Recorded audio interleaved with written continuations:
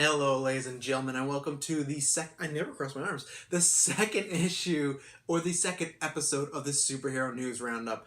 Just like the bad guys, I round up the news. Round up all those news like bad guys, I had to say that because there's been some question about that saying, and I never thought there was. My name is Travis Snell. I'm from Geekverse. I'm from a bunch of different spin-off shows. Longest reigning Geekverse Gauntlet champion. Come on, how many months? I'm coming on like 3 months. Longest reigning Geekverse Gauntlet champion. Suck it, Tyler. Suck it, the rest of the league. Whoever I gotta face next, I don't give a flying fuck.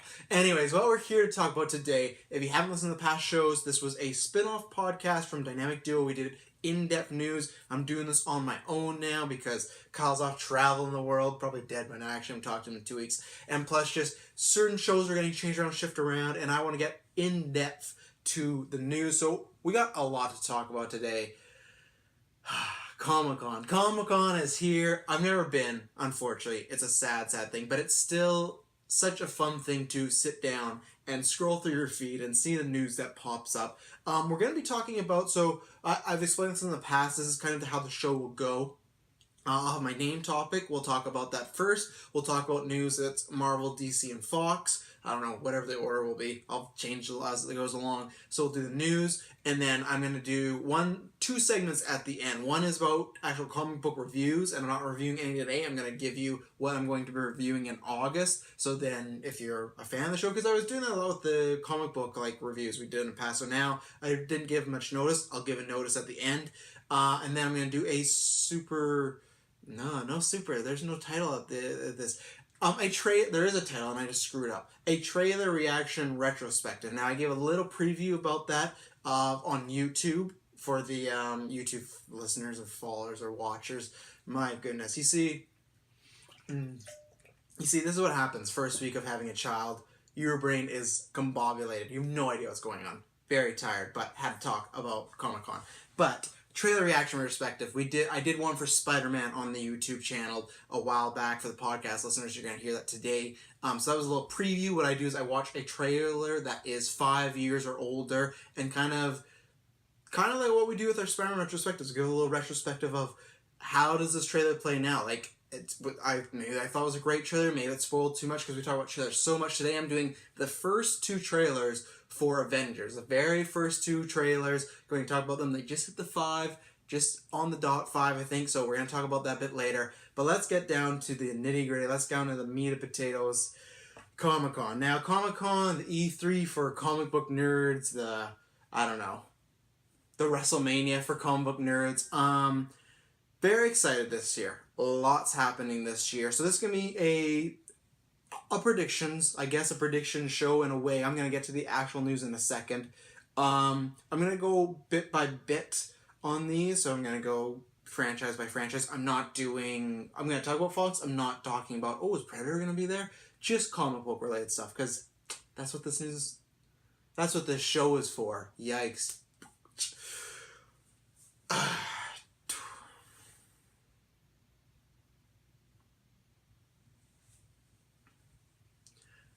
Hello, ladies and gentlemen. Welcome to the second issue, or episode 2. Hello, ladies and gentlemen, and welcome to episode 2, aka issue 2 of the Superhero News Roundup. I'm your host, Travis Snail, the Clown Prince of Podcast, longest reigning Geekverse Gauntlet champion. Almost 3 months now, I think. It's kind of getting embarrassing. No one can take my title sitting over there. No one can take me. Go check it out. I'm the fucking man. So today, second episode of the Superhero News Roundup. Just like the bad guys, we round up the news. Very excited to get in it. We're going to talk about Comic-Con predictions. This is just a news portion show. I took it from the Dynamic Duo. You can go back in the past to listen to why and what the show is. So today, and this is kind of like the first full-time running of the episode. The last one was kind of an origin story and to let you know what it was going to be. So main topic today, Comic-Con. We're going to do news. So we're going to do Marvel, DC, and Fox. We're going to talk about all those news. And then at the end, I'm going to give you my, not even a sneak peek, just to tell you what I'm going to review next month for comic book. I did not do one for this show, but I'm going to tell you what I'm going to be reviewing next month. So if you want to read it, you want to watch along or read along, I don't know. But you'll know what I'll be reviewing, so we can talk about that. And then the show is going to end with the trailer retrospective reaction. So I gave a little preview of that last month or a few weeks ago with Spider-Man. I watched the very, very first Spider-Man trailer and just saw, does it hold up? Did it give away too much? How was it back then? Is it cheesy? Epic voice guy? Things like that. So today I'm watching the first two Avengers trailers. And then for the podcast listeners, you'll get the Spider-Man one as well. But yeah, I'm very excited to watch those and see what they were. Because I remember we'll get into that. We'll get into that later. Let's talk about the bread and butter, Comic-Con. Comic-Con, the WrestleMania for geeks, the E3 for comic book nerds.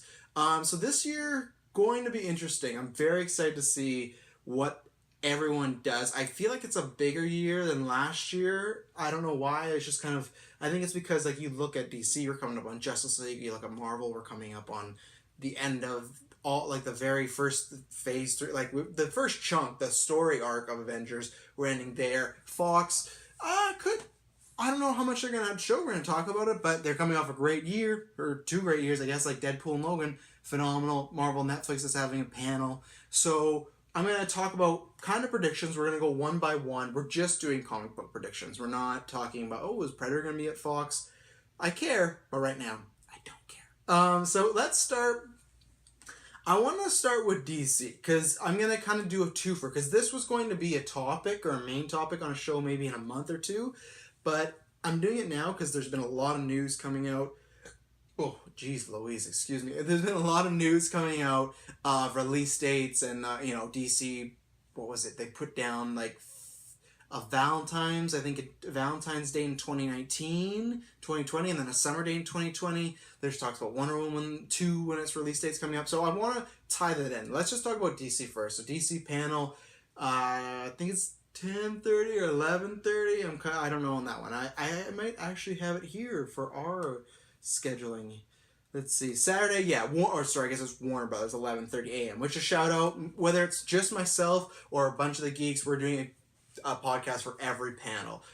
Most panels we're going to try and do right after, but just because of things, I just had a child, people work, it's busy. So like Comic-Con Saturday has Warner Brothers and Marvel.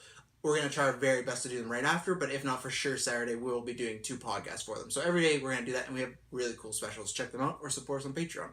Plugging out of the way. So DC is Saturday, Warner Brothers, who knows what else they'll show, but okay, so you got your 2 main head honchos. I think they've kind of even confirmed it. I swear, you never know nowadays between like places like an IGN or The Wrap or Batman on News, all great places, but you never know what is speculation. You never know what is a scoop. You never know what is an announcement. You never know what is an article someone's writing. You never really know nowadays. You really have to pay attention to 100%. Like, you have to go and look and see if this. And I remember seeing, I think on Batman News, like, them saying this will be here, but who knows? Let's start with Aquaman. Aquaman, I think we can just expect a trailer. A trailer is, I think, inevitable. It comes out December, so more than a year away. Okay, I won't say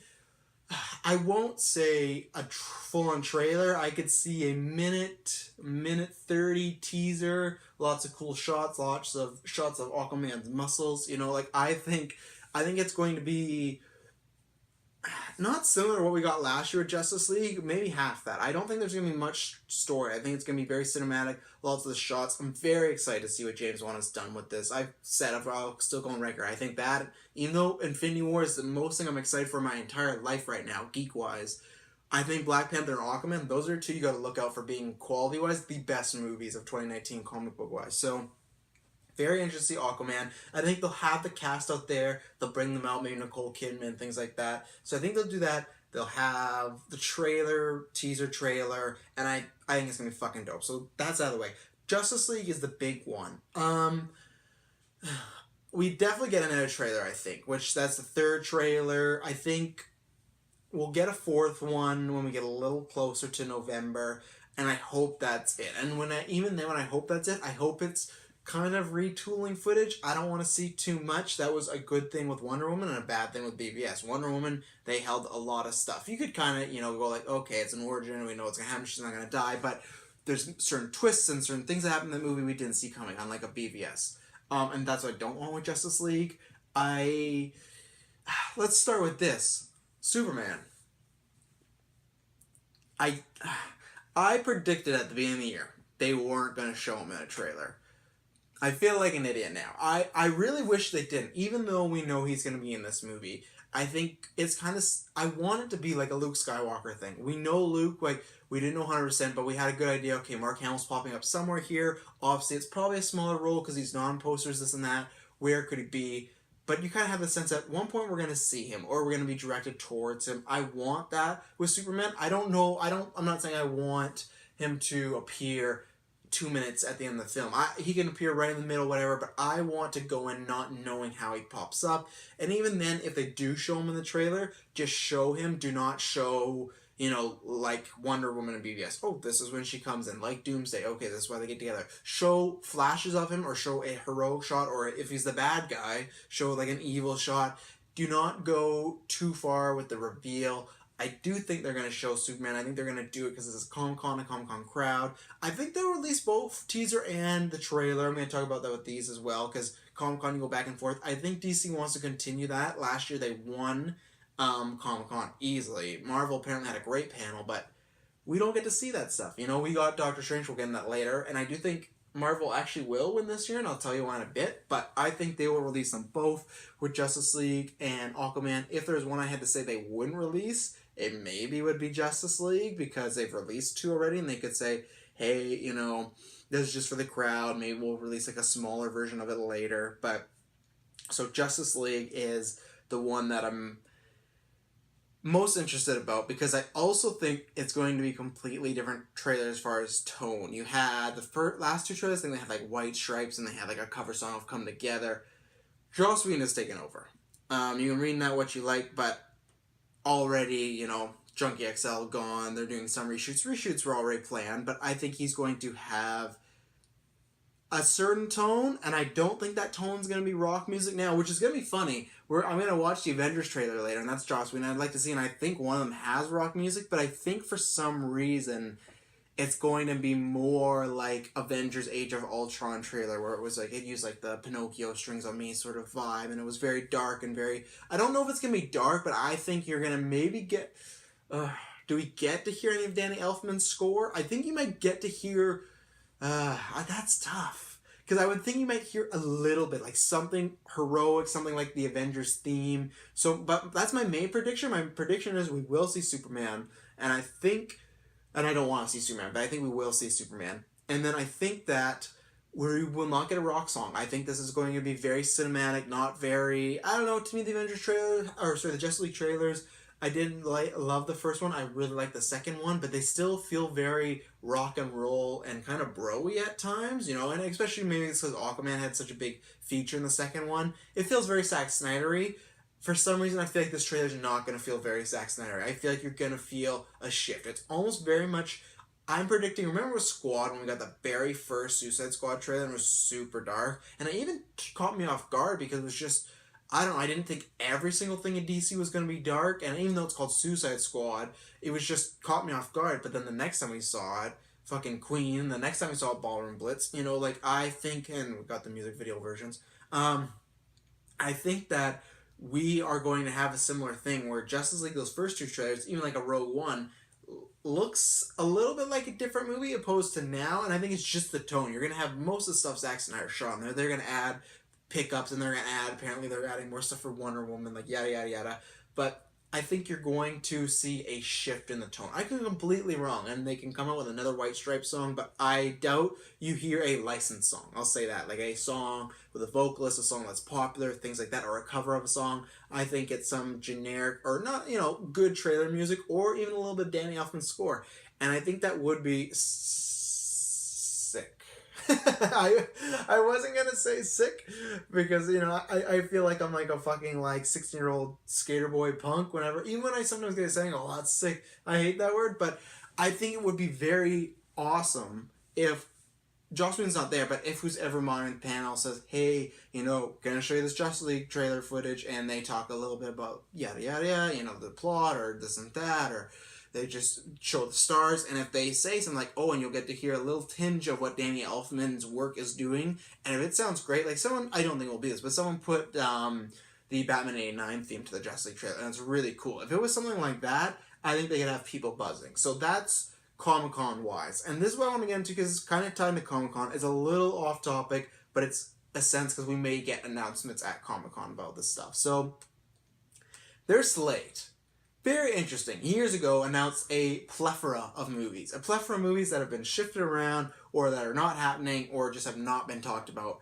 forever. So, obviously, DC's gone through a lot of changes. I feel like, and this is why I'm going to get into some of my picks right now and how I would arrange them. I feel like with most of their early movies, it was just throw out stuff on the wall, see if it sticks, and we'll make it eventually. And they were kind of stuck in this, like, okay, we said it, we got to make it. We said it, we got to make it. I think now they are, instead of, that to me felt very, like studio heavy, like make these movies and make us a lot of money. It felt very Transformers of like, we're going to pump these out. Where now, honestly, it does feel like they've, what's best for our story and let's make it work and hopefully that'll become a success, opposed to, hey, we want this to be a success, try and work this into the story. I think they're doing characters that they feel fit the narrative right now instead of, we're going to do just a solo Cyborg movie. And hey, maybe Justice League comes out and I fucking love Cyborg, but right now I don't love Cyborg. I am not a big fan of Cyborg. I like him in the Teen Titans, but he's never been that, man, I love Cyborg. I'm picking up Cyborg, you know, like,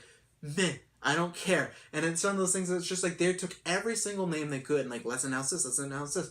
Where it does feel recently a few announcements that they are making a shift. And obviously like John Bergs and Jeff Johns jumped on. So I'm going to list you off the movies, all the movies that have been announced in some form or fashion. Water, kids. Water and vegetables. I'm going to list you off all of these are in no order. I got these from Wikipedia. I just put in DC Expanded Universe, like, announced film. So if I miss any, I'm sorry, but I don't think I did. So these are ones that have been announced. They're, because the only two we know is Justice League and then Aquaman next year. And there's been a bunch of rumors about maybe they might try to force one out next year. I think they're fine to take a break next year, especially with Infinity War. And I think if Justice League is really good, and that's Aquaman, that comes out in November, Aquaman comes out a year and a month after, I think that'll actually really help Aquaman have no other DC films in the way and just kind of make people kind of build anticipation for it. And plus, like, if like unless it's one of the smaller ones, which we'll talk about, fuck, that's gonna be rushed if they try and get something, you know, like in 2018. And they got Infinity War, not they, but just like there's Infinity War next year, there's Black Panther, they got Aquaman themselves, there's 3 fucking X-Men movies. They could skip a year and then just hit 2019 with boom, boom, boom. Like, I won't reveal some of my choices, but just like 3, 4 DC movies. Do it. So here are some of the announced ones. So, just some things that were on the slate, things that have been talked about, and things that have been announced, but none of these have dates. So this is going to be fun. And what I'm going to do, I'm just going to let me read them all off first. Let me start with Yablin. Shazam. Cyborg, Green Lantern Corps, Untitled Justice League Dark Film, Dark Universe, who knows? The Flash, The Batman, Untitled Superman Film / sequel, Untitled Suicide Squad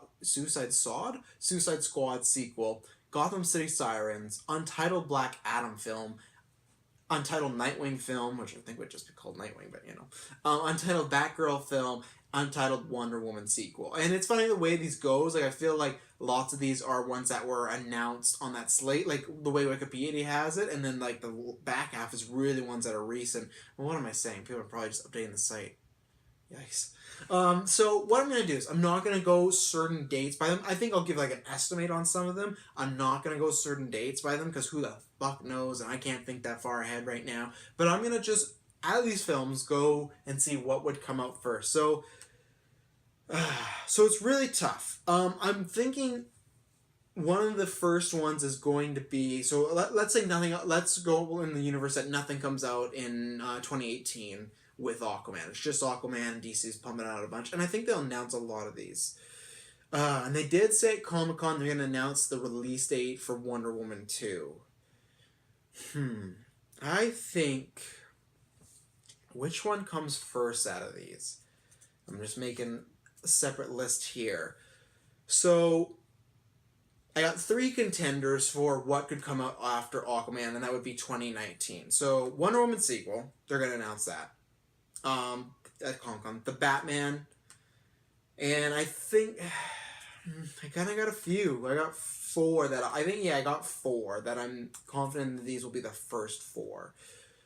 Yeesh, I don't know. It's tough. Oh, fuck, it's tough. It really is. So Lots, if you look at I think the majority, maybe 75% of comic book movies, big time ones, usually have 3 years in between them. Like the Dark Knight trilogy, I believe, has 3 years. I believe the Winter Soldier, like Captain America ones did.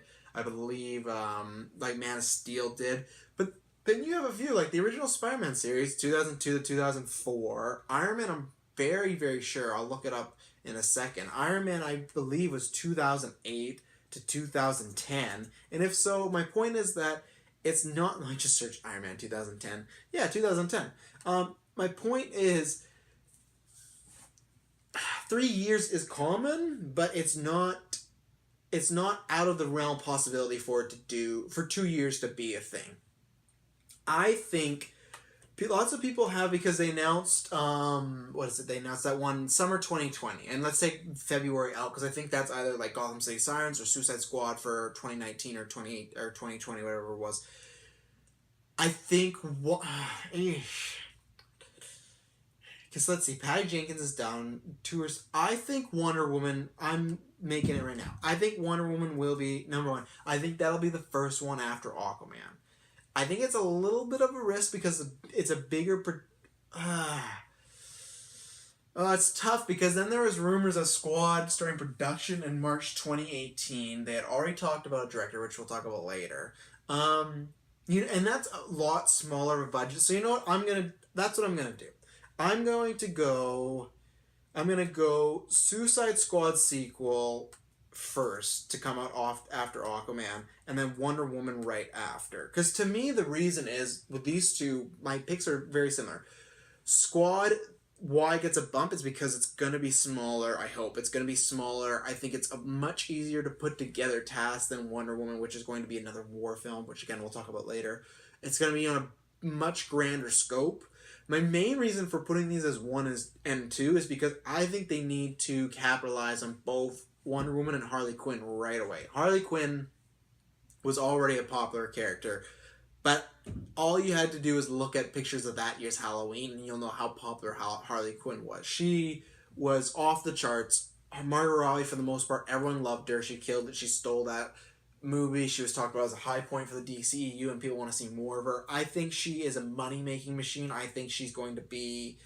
I don't know, I almost like Wonder Woman now is huge, but before I thought Harley Quinn was almost going to be like their I think Wonder Woman could be their Iron Man and she'll be their Deadpool. I think that you slap Harley Quinn on these films, it's going to be uber successful. And that's my thing I didn't know if Harley Quinn was for sure going to be in Suicide Squad 2, but for this argument, I'll say yes. If we get an announcement at Comic-Con that she's not, then I would bump it... I don't know, way down because he said Will Smith. I would switch them though. I would put Wonder Woman 1. So let's say Margot Robbie is coming back for Squad. I'd still put that as 1. Quicker. I think you get that out there because Margot Robbie is huge right now, rumored to be in that Tarantino movie. She's going to be a fucking megastar for the next 10 years. And she deserves it. She was great in this movie. Wonder Woman, I think it's just you strike while the iron's hot. I look at that and I look at it's very similar to Iron Man, where it's like they made Iron Man, and then that same weekend, I'm pretty sure they announced, hey, Iron Man 2 coming out 2010. And I remember very early Travis internet searching of looking at comic book websites and this and that. And that was right away on a Sunday or a Monday because it was so successful. And I think Wonder Woman's the same way. You want to strike while the iron's hot. And I think that's where the studio aspect comes in of hey, this movie's fucking killing it. I think it's had the best hold for a superhero movie in over 25 years. And I think I don't know if that was the original Spider-Man. I guess not even 25 years, but it's doing phenomenal. You want to get that movie out right away. You want to get Patty Jenkins before she's doing anything else. There's been rumors about her and John's already working on the script. She wants to direct it. I think the release date... but the thing is, with that word of them releasing... They're going to say what the release date is at Comic-Con. It's tough. It's really tough. So I'll still go with that because I still think Squad would be a quicker production. You could see. I want to look out for sure on that date before I continue to go here because let's see. Yeah, Valentine's Day. I just need to know if it's 2019 or 2020. So it is 2020. So that to me could be Sirens before Squad because Squad could be on 19. So yeah, I'm gonna stick with that just because. we'll talk about later, but they already rumored production date, rumored director, rumored writer, so I think Wonder Woman will come out right after that. So those are my first two, and I'll give a whole rundown. So Squad, Wonder Woman. So now I think I'm going the Batman. Now, yeah, stuff. I think I'm gonna go the Batman. I think this is something they want to get done, and I could see all three of these films coming out 2019, and I think that's a hell of a year. Wonder Woman, Suicide Squad, Batman. That's a great comeback story. Fuck, but there's another one. Yeah, that's tough. Okay, I'm not gonna put Batman yet. I'm lying. So the other one I forgot about, which we'll talk about right now, is Shazam. Shazam, maybe my least favorite DC character of all time. People are like, oh, he's a boy. He turns into a superhero. Isn't that so cool? Your inner child. Nah, fuck him. I don't need to be like, oh, my inner child. That makes me want to see a movie. Like, it kind of does when it's like a Star Wars or a Toy Story. But it's Shazam. It's never been my thing. But there was a rumor. I think it was Umberto Gonzalez, the big Hollywood scooper. He was right about the MJ thing. He was right about the the Deadpool thing, sort of. There was some controversy there, but either way, I follow him. He drops a lot of good info. I think he gets like a lot of heat for stuff that he's been wrong about, but like, you know, he seems like a good shot. But most of the time, it seems like his stuff is more right than a lot of others. And he said it was yesterday that production starting in February. So if that starts in February, Squad in March, Wonder Woman. Because up until yesterday, I was really like, even though we have a director, is Shazam going to happen? I'll still... Shazam, if it started production February 2018, and then 2019, okay, I'm still not going to put it above the other two, just because I could be completely wrong, and I'll keep this list to see what happens. I'm going to put it 3, just because that rumor starts February. They already have a director. The director just came off Lights Out and Annabelle. Annabelle 2 is getting actually good reviews and looks like it's going to be a hit. He'll do the press tour for that. It's... Actually, I think it will, because I think they would put Shazam out in like a March or something before they put Batman out. Even though Batman v Superman came out in March, I think they might make a play for like a summer. It's very tough with these 4 for me, because all of them are ones that they've been rumored about production, or you have someone like, for Matt Reeves, he just finished War of the Planet, or he's just finishing War of the Planet Apes press tour. He's talked about how he's just starting to work on everything like that. I guess I'll have to do scouting. So yeah, I'll feel comfortable putting it 4, but these are the reasons why these ones, all the ones I've picked so far, like the next pick for me is Nightwing, are people that are just coming off a movie. They were announced, or it was like they were announced they're doing this movie. They just came off doing a movie, a press tour, and it's like this would make sense for them to go into the next thing. With Chris McKay, that'd be sense. He just finished Lego Batman. Press tour is definitely done. He's been talking about it on Twitter, all who he's looking to cast, yada, yada, yada. So that's where my picks are coming in. I'm trying to be as realistic as possible. This is not a want. If I wanted, I would switch them on. Suicide Squad would be at the very bottom, maybe, next to Shazam, because I don't give a fuck about a Suicide Squad sequel, really.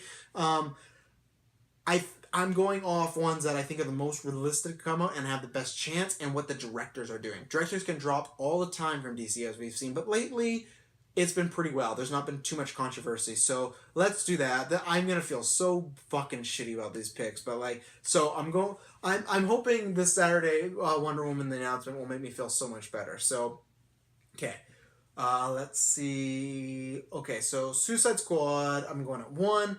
Wonder Woman sequel going at 2. Shazam 3. And then the Batman at 4. And then I'll talk about that. Like I said, I think Matt Reeves is coming off War of the Planet of the Apes. That's big. I think he's talked about a trilogy. I think he's going to dive deep into it. I think the only question is if Justice League is bad, like a BVS, I think Ben Affleck will find a way out and will not want to be a part of this. But I think, and then they'll just recast, and I'm sure Matt Reeves can find someone capable.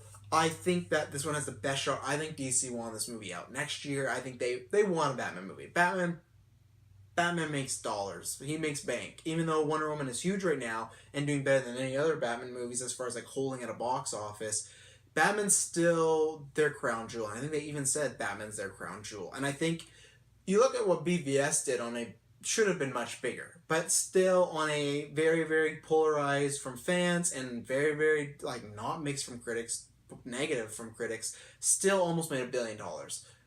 The Batman movies done well can get Wonder Woman dollars. Can't you look at the Nolan trilogy, the last two, both billion-dollar movies. So a well-reviewed, fan-liked Batman, that can be huge for them. Batman, I think, Imagine sells the most as far as merchandise and shirts. Batman's the guy. He's my guy too, so I'm a little biased. But I think they want a Batman film out there as quickly as possible. So now, what do we got next? I'm putting Nightwing next. I really am, because I think with Chris McKay not doing Lego Batman, I just said that, he's been talking about a lot. So I think he's in the process of working on that movie. And it's a little spoiler, I'm not sure where I'm going to put her as well. But Nightwing and Batgirl, love those choices. Very excited for those movies. I feel like they have to come out after Batman. It'd feel very strange if they come out before Batman. I think I don't want again of like the Suicide Squad. Oh yeah, like Joker and Harley have been together. You get 5 minutes of, not even 5 minutes of why, and then we move along. I want there to be a story for it, and I know Nightwing's not going to get the whole, hey, we're going to see him grow. Maybe we will through flashbacks, but I don't want to see him in Bloodhaven or Gotham before I see Batman doing his solo thing, So that's what I'm putting there. I think that would come maybe at 2020, something like that. That would be a great February slot, unless that's Gotham City Sirens or Suicide Squad 2. I think it's a great February slot. So I'm going Nightwing next, just for, once again, director is kind of not as busy. He's talking a lot about recently, so... Ooh, what do we got next? So we have Batgirl, Black Adam, Gotham City Sirens, Superman 2, Man of Steel 2, The Flash, Justice League Dark, Green Lantern Corps, and Cyborg. I'll go Gotham City Sirens next. I could see, once again, even if she's in Suicide Squad 2, Harley Quinn is, I could see that happening. I think that's a movie that will do very well, especially right now with this boom as far as Harley Quinn and Wonder Woman being, I'd say it's like Batman and them two, maybe even, we'll see what happens when they put the Batman. Wonder Woman may even do better than Batman, but they're up there with Batman as these money earners, as these like iconic places, like faces now you can put on poster and I think are going to print money. I think that one has such huge potential to be really good. Who knows about the director, but I think it has, with the combination of a Catwoman, Harley Quinn, and a Poison Ivy, comic book fans like myself already love it. I'm very biased, maybe that's why it's higher, because I really want to see it, but I do think it has the next best chance. The one I'm putting at 7, I would have put at 6, and I honestly would have put it higher if it wasn't for the news. I'm putting Batgirl at number 7 to come out. I think that now with Joss Whedon doing Law and Justice League, he's going to be reshooting things, he's going to be editing and doing post-production, he's going to do the promoting, he's going to do the whole press tour. That's 5 things I just count on my hands. Justice League, what comes out in November of I guess it comes out this year. I'm still going to go with it, because a movie lots of times can take 3 years. Like a comic book movie lots of times can take 3 years from even being announced, or like I said, many sequels usually take 3 years after, because you think of the first year kind of as like your pre-production year, like writing, scouting, looking at places, getting cast. 2 is going to be your year of filming, and 3 is going to be your year of promoting and releasing. Sometimes 2 years works, and that's great. Like look at Deadpool, that's going to happen. But Deadpool smaller, like like Suicide Squad, something like that. I think Batgirl will be smaller, but I think now I think it would have been out 2019. 2019. I don't think it would have been out 2018. I think it would have been in the next 2 years, but I think because Joss Whedon's doing this, it has put a halt on the Batgirl stuff. So I could be wrong. Joss could just work through Justice League, get in November, and be like, hey, I'm ready to start fucking shooting Batgirl in 6 months. That'd be great. I want all these movies to come out as soon as possible. But that's my prediction. If Justice League and the Zack Snyder unfortunate thing didn't happen, I think we'd be getting Batgirl a lot sooner, just because Wonder Woman is huge. Joss Whedon is a huge name. He did Avengers. You got Firefly, lots of fanboy love. I think they want that. They want different takes on their characters, and I think Batgirl with Joss Whedon is a very good different take for people. So, yikes. And then the rest of them, Cyborg, Green Lantern, Flash, Untitled, Justice League, Superman, Black Adam. I'm just going to go rapid fire. I'm going to throw them out there, because most of them are a crapshoot. Except for a few, which I'll say I think are probably never going to happen.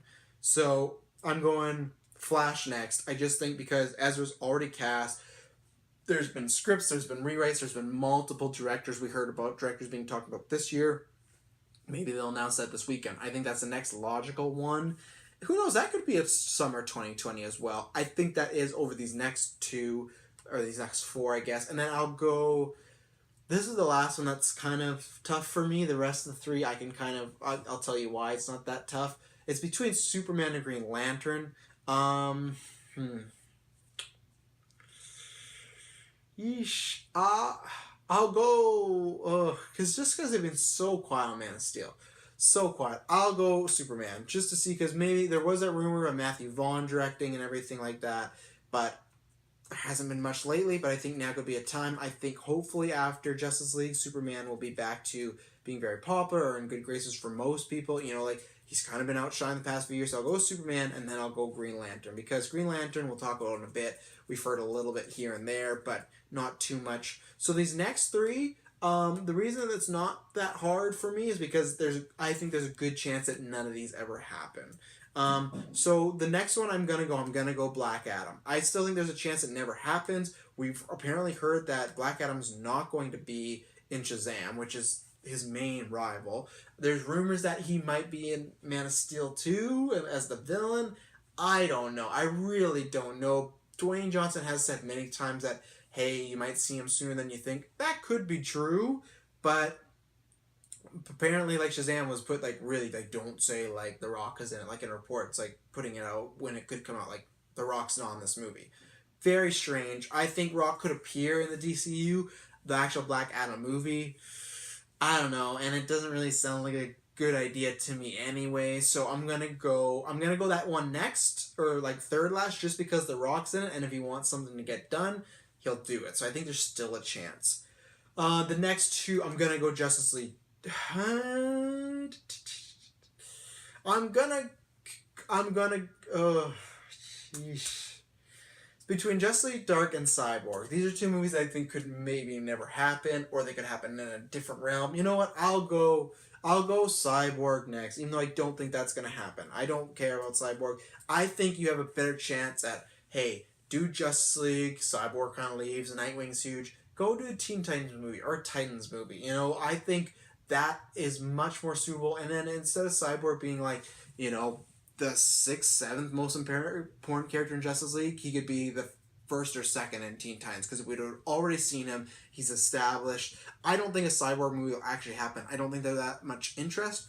One movie can change that. One movie can make him a star and make people want to see that.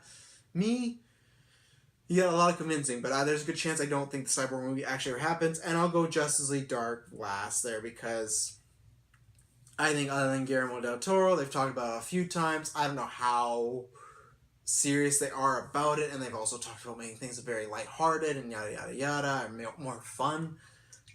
Justice League Dark doesn't really bring that. It brings a supernatural element. I really want to see it. I think it's a cool comic. I'm not like deep into them, but I think they're cool characters. Like Deadman's very cool, and Swamp Thing. I would love to see that. And once again, some of these could happen, but it's just my way of putting them. So my prediction for the new DC slate, I could be proven completely wrong in a couple days, but this is what I'm going. And this is from what I think will come out first after Aquaman, or even if there's something where it comes out before Aquaman, okay, I guess, but what will be coming out next? So, Suicide Squad sequel, Wonder Woman sequel, Shazam, The Batman, Untitled Nightwing film, Gotham City Sirens, Batgirl, The Flash, Superman, Man of Steel 2, Green Lantern, Black Adam film, Cyborg, and Justice League Dark film. Those are the 13. That's what I put in order. Let's see. Well, know what? Maybe I'll save this in a year. If I'm still here doing this, I'll come back and talk about this and see how close I am. But I'm 70% confident in it. That's not too bad, you know. So we'll see. Let me know in the comments below what you think. What do you think out of those films are going to come out first?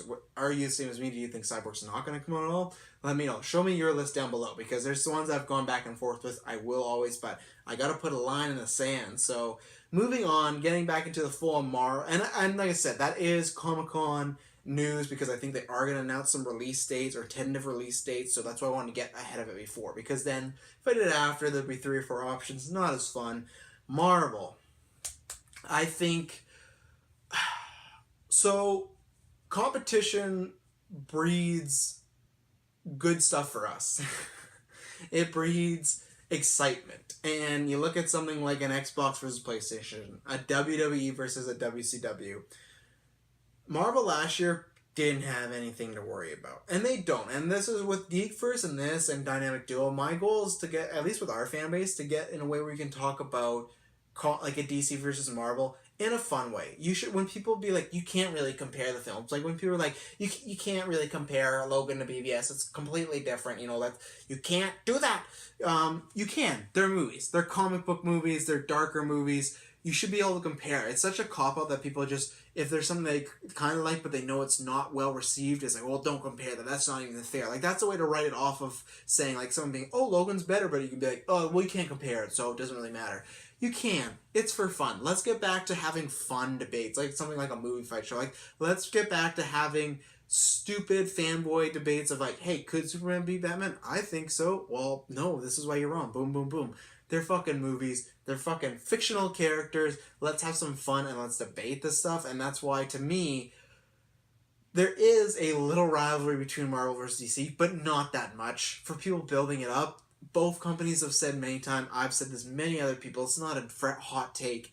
They want each other to do good. Because if superhero movies are just good, they'll go and see them. My mom doesn't know the fucking difference between Marvel, Fox, and DC. She sees a superhero movie that's bad. That was a bad superhero comic book movie. Not a bad DC movie. Not a bad Marvel movie.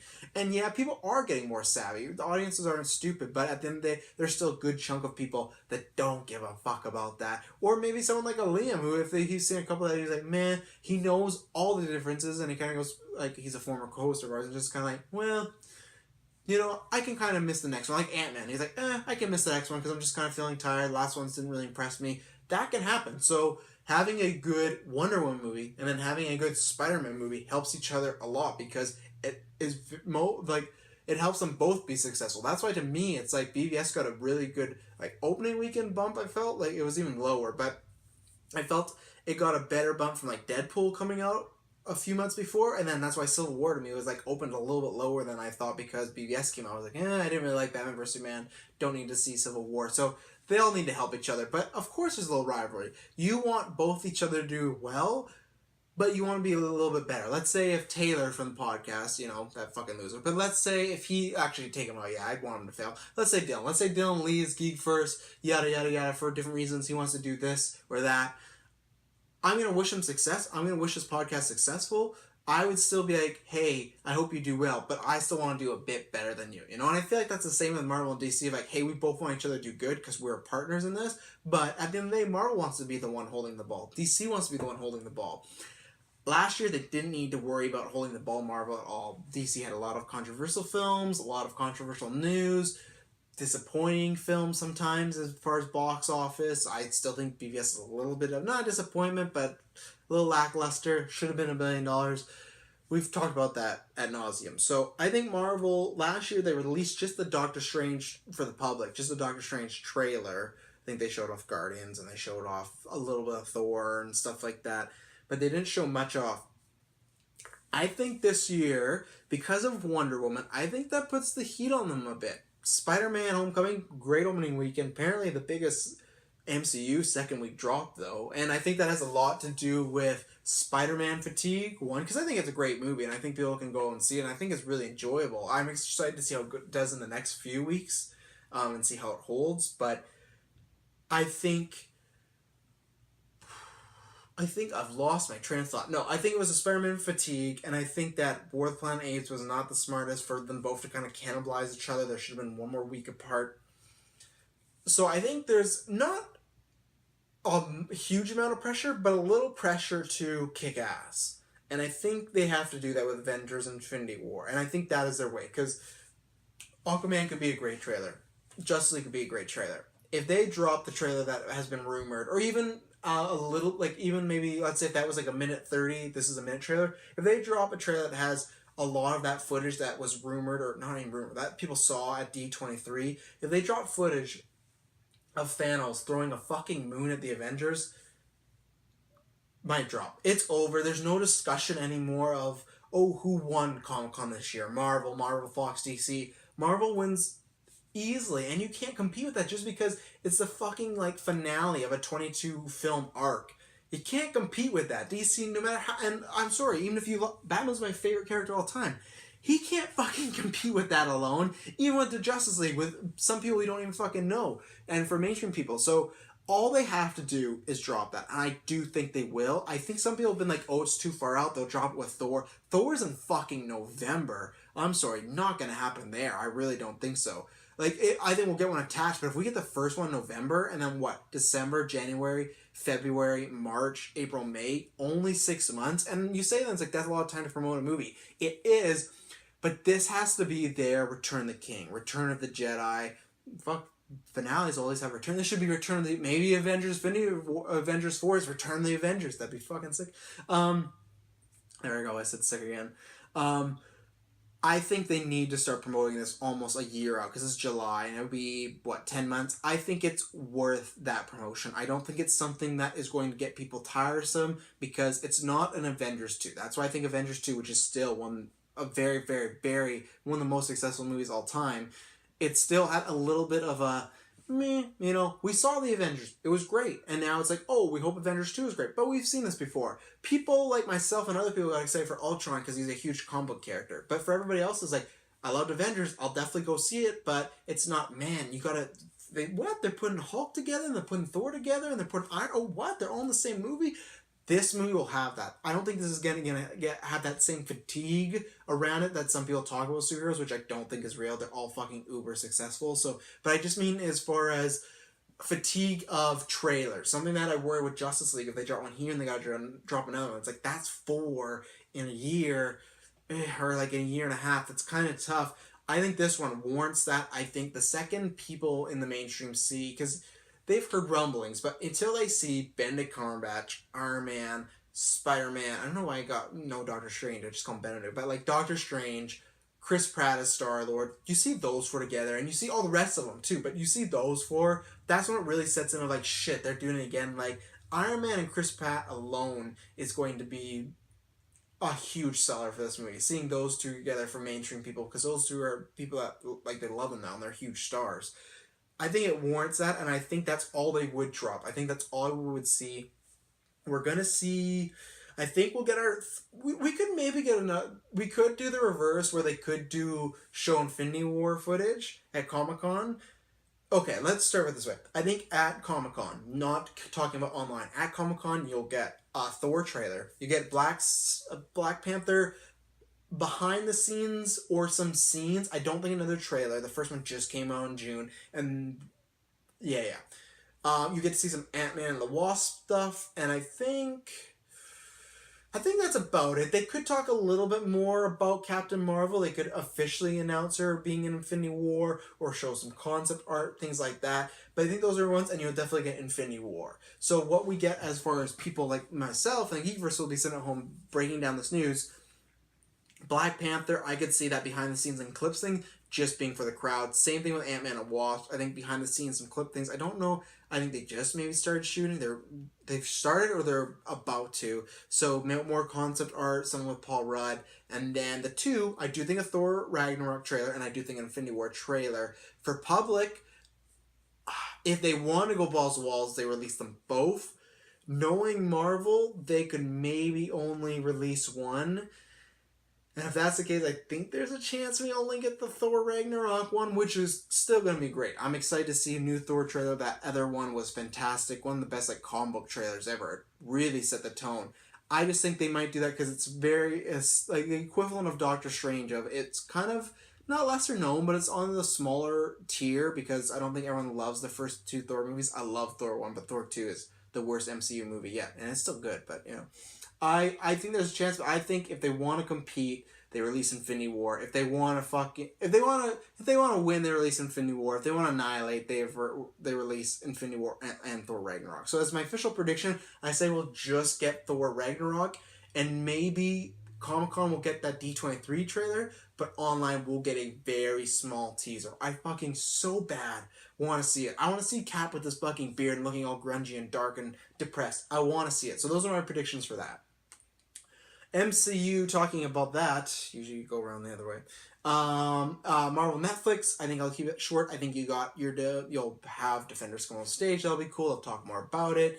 I think you'll get the final Defenders trailer. And last year, Marvel Netflix panel was really cool. They were one of the ones that I liked a lot because they would talk about stuff and they released. I think they released like a Daredevil 2 trailer, and they released like Iron Fist and the first Defenders one. Like they released a lot of their content that they are talking about there, and it's, you know, I get it why they'll, if they hold trailers, I get it because there's a crowd there. But as someone that's, one's a huge fan and can't go to these things, and two, that reports on it and covers it for news, really like that. So I think they'll do the same again. I think we'll get a Defenders trailer. I think they'll talk more about season 3 of Daredevil. I don't know if there's a teaser for that yet. I doubt there is.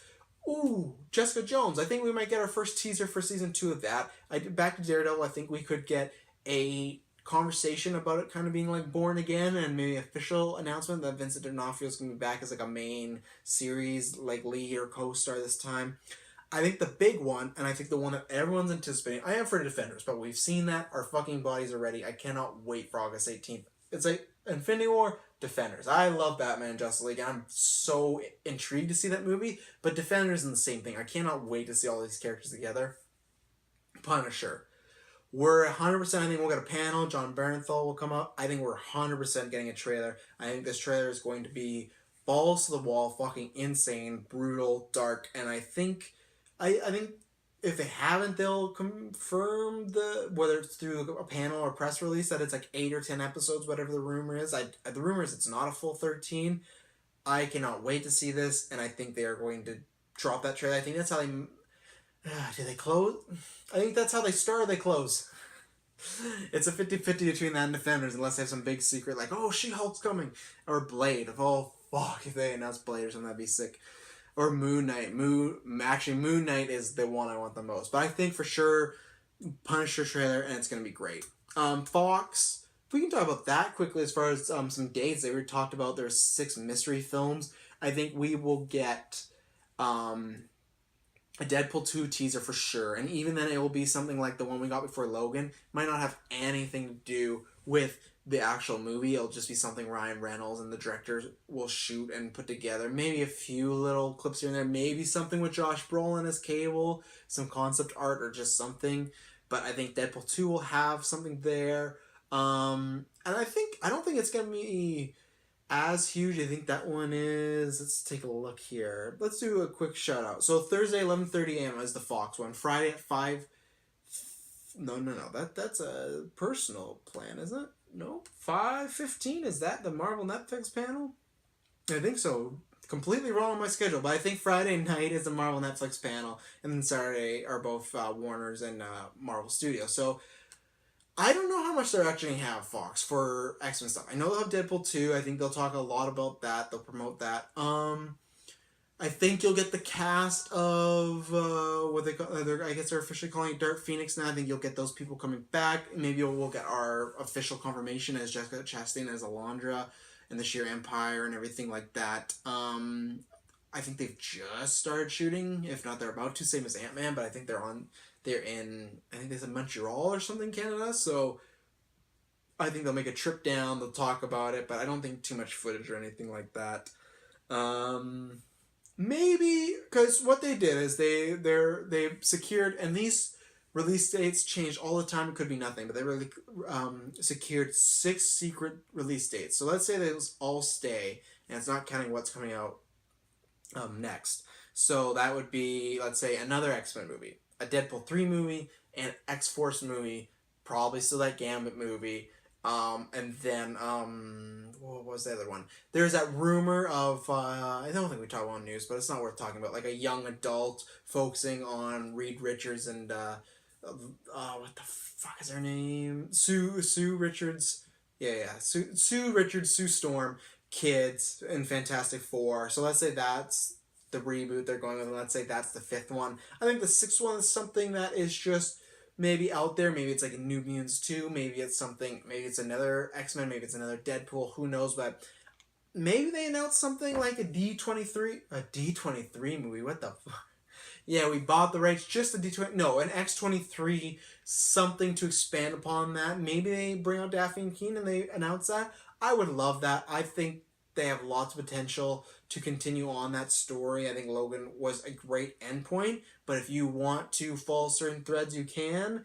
and I think that it'd be smart of them too. So maybe we get a special announcement like that. So I think that's about it. I don't think it'll be huge there. So those are my Comic-Con predictions. I think, like I said, X-Men, Deadpool 2 teaser, maybe some stuff with Cable, maybe one announcement as far as X-Men or Fantastic. I'd love them to fucking announce Fantastic Four and see the reception. There's a chance they get booed. So Comic-Con predictions, gonna be lots of fun. We're gonna be covering it all. So that was your Marvel, DC Slate, and Marvel, Netflix, and Fox. So let's talk about some news here. I'm gonna go down news quickly. We don't get too in depth, but well, we do. But I guess I'm not used to, it goes by so quick because it's just me now, so it's strange. So let's start off with Marvel, just because that's the way I've put it. Silver and Black apparently these are reportedly rumored villains for Silver and Black. So if you don't know, these are the characters Silver Sable and Black Cat. It's going to be part of the Sony Spider-Man spin-off verse without Spider-Man, but maybe it has Spider-Man that's in the same world as the MCU, but it's not going to be in the MCU. Yeah, it's as confusing as a fucking, like, divorce attorney, like, contract or something. But, so these were the villains that were rumored. So I'm quite a fan of the list, actually. The movie, I don't know. I'm not really a fan at all of any of these movies. I just want them to be in Spider-Man. But you know what? Same thing like Venom and Carnage. I've always said maybe there's a part where they made this deal and like, hey, you should use Venom in an upcoming Spider-Man movie because he's huge with marketing and kids of the 90s. So you could use him, and maybe Disney's like, no, we don't want him. Like, too scary, doesn't fit our mold, whatever. And I think that's where I'm a bit more fine with them doing a Venom Carnage movie. Because, like, well, we weren't going to get him anyway. So, sure, take a shot with it this way. And Tom Hardy's phenomenal. That's how I feel about this, like, this list of potential villains. I think a lot of them are henchmen. A lot of them are just going to be kind of around in these movies. Obviously, some will be the main ones. But I think they'll just be, like, even one of them says rumored. The first one, Tombstone, rumored to have kind of like a smaller role, cameo, henchman sort of role. That's phenomenal. These are characters that maybe we would never see in Spider-Man, because stuff like in the first one we got Vulture and Shocker. Shocker was Homecoming. Let's say our Homecoming review. Shocker was not used that well, in my opinion. But still, we just got 2. And let's say if they did 3 of these, you'd just get 2, and that's only 6. So there's a lot of these films like a Tombstone. I love Spider-Man so much, and his villains, second best villain rogue gallery of all time behind Batman. He has so many colorful and interesting and fun villains. Tombstone's one of them. He's this fucking guy who's like, his head is like a cinder block, and he can like, or no. That's not Tombstone. Hang on, that's what is that guy's name? He has the fucking, I can't remember. I'll have to look it up later. What is his name? I gotta look it up right now. Oh, is it something like Headstrong or Hammerhead? That's what it fucking is. So yeah, I got them confused for a second. Tombstone's this badass, like, he looks like concrete. He looks like he's made out of concrete. He's fucking huge. He has this great haircut. But something like that. It's cool to see him in this movie. With Chameleon is another one that's rumored. Chameleon's a lot of fun. In a movie, you could have so much fun with him, whether you take the approach of the animated series where it's a fucking belt and he can just, like, transform into people, or how he is more in the comics, like a master of disguise. I think this movie's going to be very small and minor and very, like, kind of, like, heisty in a way. I don't know if they'll be essentially pulling off heists, but very small-oriented crime like activities, and I think these villains fit it perfectly. Tombstone is that. He's a great henchman. He'll be around. Chameleon, a person that could use their powers or their skills to disguise themselves as other people, would feel very valuable in a small crime ring in a comic book world. So yeah, and I guess something said, and then this was from the Hashtag Show apparently. So let's see. The Hashtag Show reports that Tombstone will don his trademark look for the movie. Well, thank God. And his role will be rather short, as a short one, as Felicia will deal with him with her fist, which makes sense. Like Tombstone, I want to see him as much as possible, but I don't need him to be the main villain. But I like that villain. Spider-Man has so many villains that it's gonna be hard to highlight them in the Homecoming franchise movies. So that's where they could get them here. Chameleon, Reports suggest the villain will be Silver's go-to information broker as she searches for Black Cat in South America. That sounds a little lame. I hope that it's a bit more that I hope we get to see him do his actual shtick, and it's just kind of not like, oh yeah, sometimes I'm disguised as people and sometimes I'm not, and I could help you. I would like kind of like a Mission Impossible, like Ocean 11's sort of thing, where there's one point where they're in a stick, or they're in a stick, they're in like some sort of trouble, and Chameleon is there to help them out, or maybe he turns on them like he's a chameleon. He takes many forms. This is the one that will, well, I guess I'll go up and then I'll come back to it. Gaunt, who, it's funny that, like, when I saw this, I was like, okay, at first I was like, this could make sense, but he is someone that, he's been around the Spider-Man mythos, but he's had a lot of versions. He's kind of sometimes maybe just been a scientist. He's the main guy that, like, helped turn Norman into the Green Goblin. Sometimes he's just been a minor guy, and then sometimes he's been the villain, like this weird fucking looking guy. One of Silver and Black's villains is said to be Meldon Strom, which I didn't know that was his real name, so good for him. But fans will know him as the moniker of Gaunt. The baddie is one of Spider-Man's oldest nemesis, dating back to 1966. Gaunt is known for his mad science. He was brought in for Sam Raimi's Spider-Man to develop the formula that turned Norman Osborn into Green Goblin. Yeah, maybe in the comics, Gaunt's work brought him into the contact with Silver Sibelanova, as his experience led to her treatment people as lab rats. So it's not out of the question Silver Sable is in search of revenge. Okay, so maybe I'm just thinking from the movies that he was just kind of a scientist guy. I swear that every once in a while he's just been around. When I first saw this, I was like, okay, I know of him. He is definitely one of the lesser known ones, and that's cool. But I was getting a little worried. I was like, this is those first two I told you about, that gets my excitement for this movie and makes me interested. Gaunt, okay, sure, but like I wasn't over the moon. Tarantula was another one that just looking at him, like, I've never been a fan of him. Currently, reports suggest Tarantula will be sent in to kidnap Felicia Hardy for Gaunt, and his part is expected to be a small one. So that's fine, and I think, I don't have much experience with Tarantula, but this was another one where it was like, the first two I saw was Gaunt and him. I was like, eesh, like, it wasn't building my excitement, but I was also liking that they weren't taking ones like, there's these rumors of Kraven and Mysterio getting separate spin-off movies or something. That I don't want. I desperately want them to be in the Spider-Man movie. Chameleon, Scorpion, which we're going to talk about, and Tombstone, I would love them to be in the Spider-Man movie, but they're not on my highest one. Scorpion would be the highest, but if they happen to be in just this movie and not Spider-Man, I can get past it. Something like Mysterio, I could not get past that. Mysterio needs to be in a Spider-Man Homecoming sequel. And then the last one was Scorpion. This is where it gets interesting. The hashtag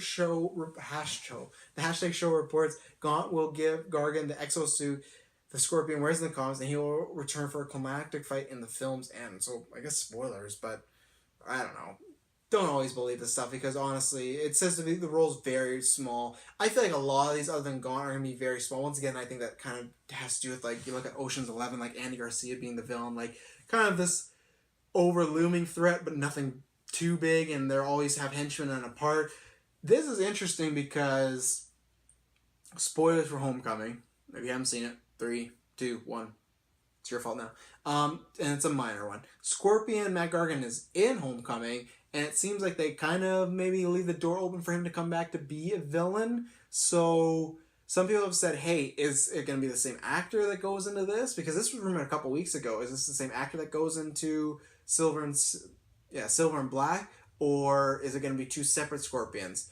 Could kind of be weird. I'm interested to see which one they go. I love Scorpion. It's like a fun henchman. So we'll see. I don't know. I'm looking forward to see what they do, but it's interesting that they would use him. I could see that being scrapped and them using like Rhino, because I don't think MCU wants to touch Rhino after I'm the Rhino, like after Amazing Spider-Man 2. So I could see Scorpion not working out for them. So those are your villains rumored, and gets me a little more interested. I'm a little more interested. I'll never be fully on board, but We'll see. So, and I don't know if I said this at the beginning. If not, I just take all the news that I'm talking is just news that's happened since the last superhero news roundup. Because if it's something big, I'll do it right away that week or the night of even. But this is just news that's been compiled. So that's the best way to talk about it. It's just like get a whole bunch of news, and it's like a smorgasbord, a buffet of news. And something that else happened over time was Nick Fury is apparently going to be in Captain Marvel.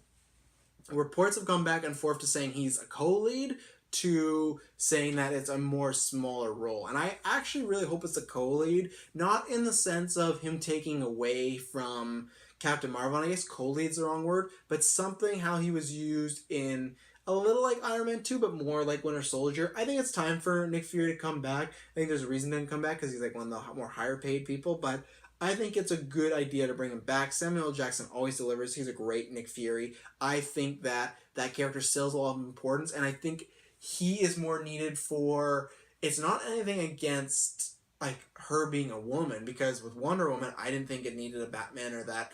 I think Captain Marvel needs that. I don't think a lot of people know who the fuck Captain Marvel is, and then a lot of them still like that are maybe used to read comic books back in the day, they're gonna think it's Shazam. So I think this is a great idea. I think Nick Fury, you can do no wrong. I think you need it to throw another name on the poster. Brie Larson is going to be a big name. She's an Academy Award winner. But I think it's just the Captain Marvel thing. I think if you compile that with Brie, if it's just Captain Marvel, it's kind of like, I think it's worse than Ant-Man. Because at least Ant-Man's a kind of fun gimmick where it's like, oh, this guy can turn into an ant and like do these things with bugs and everything like that. This, I don't know about that. I like... With Captain Marvel alone, no. Brie Larson, that adds a notch to the belt. And like the Academy Award adds a big notch. Samuel Jackson, Nick Fury, that adds a big notch. And making it known that it's in the MCU, that'll add a huge notch. It's the same thing Ant-Man did with their posters. Like they did posters with like the hammer and Captain America's shield and all that. I think they'll do the same thing here. So I do think Captain Marvel getting Nick Fury is a good thing. I'm going to take a drink before we move on to DC. This is old news, but a quick shout out. Mask of the Phantasm Batman coming to Blu-ray. Phenomenal. I'll be buying this 100%. I cannot wait to watch it in high definition. A long time ago, I did a retrospective with a guest I had on, and we talked about that there's no HD copy of this. Like they put DVD, but we were waiting for a Blu-ray or even a 4K, something like that. And it's happening. I'm very excited. And if you've not watched it, wait to buy it on 4K or Blu-ray. Wait to buy it there, and you're going to enjoy this. And even then, be like, oh, I've never seen it. Should I buy it? You should. It's it's arguably the greatest Batman movie of all time. And I love The Dark Knight, but it is. So, and maybe I'll re-release that retrospective when that comes out. Let's see. Let's talk about this. So, Green Lantern Corps may have found its director. This was weeks ago, and it's kind of been debunked now, but at one point Rupert Wyatt was talked about being a choice for this. And then there was talks about, oh, he was just in talks, but it didn't really happen. Things have moved on. And that happened with Robert Zemeckis, and then it came around, so that's why I'd say don't write it out yet. I really hope that this happens. I really hope... Let's see, I gotta find out something for the next story. But I really hope that he is talked about or he is a choice, because I just watched, I've not seen War of the Planet of the Apes, and I know I'm very bad. I think Matt Reeves got to kill because I just watched them both back to back, but I was supposed to see it. Child came, but Dawn of the Planet of the Apes is fantastic, and I think that one is, I've not seen the third one, but clearly the better of the two. But I watched Rise again, and for some reason I had kind of forgot how good Rise was, and I think it's just because Dawn is so good. But Rise is a really, really well-crafted film, and how he works with Caesar and how he worked with Andy Serkis would be great for Green Lantern, because the biggest thing is you need Hal Jordan to be you need Hal Jordan to be a good character, and you need Jon Stewart to be a good character. I think that's one of the problems that I had with the first one, was I never really bought, like, the writing was not there, but I never bought Ryan Reynolds as Hal Jordan, and I think the combination, I was not a fan of it. And Hal Jordan, I don't know if he is in my top 10 favorite comic book characters, but he's up there. He's close. He's probably top 20 for sure. And I think you need someone very talented to bring in Green Lantern, because that first movie has a lot of stink. That one of the stinkiest movies of the past few years. I think until Suicide Squad happened, that was your okay, and Fan Forestic. Those were the two where it's like, oof, that one is clearly the worst right now. So I hope it happens. There was also rumors that the plot was going to be Hal Jordan was going to be the older, experienced Green Lantern, and then John Stewart was going to be his, buddy, the younger one, up and coming. And they've always been talking about Lethal Weapon road trip space adventure movie, kind of similar like Thor Ragnarok, but still a Lethal Weapon thing. I hope it happens. Like I almost talked about it the first day it happened, and then the reports went away. So it's like, oh, I'll wait and see, and then it's kind of been debunked. I really hope it happens. I think he'd be a good choice. I did not like there's rumors of David Royer directing. Not a fan of that. I really hope that doesn't happen. He can write it. Sure, he kind of has a 50-50 track record with me, but I think Ruby Wide would be a good pick. I really want them to get going on the Green Lantern Corps. Like, that's one, again, where if I had my choice, that's one I want higher up. Like, I want this to happen sooner rather than later. I think Green Lantern has some of the best stories in the DC universe, comics-wise, and I think on screen those could be a spectacle if done right. And I think Ruby Wire did a good enough job, or even a great job, with the first Planet of the Apes to make it a spectacle. So I'm really hoping it's going to happen. I know it's older, so maybe it won't, but yeesh. So I was trying to go to Suicide Squad 2 and see, because I always forget the director's name that's coming up. And then it was like this article came about Cara Delevingne. Sounds like Cara Delevingne won't be back for Suicide Squad, and she said, pretty sure. Yeah, don't worry. You don't gotta come back. No one's asking the Enchantress to come back, so hopefully Valerian's a big hit for her, and she can just go off doing that. So now,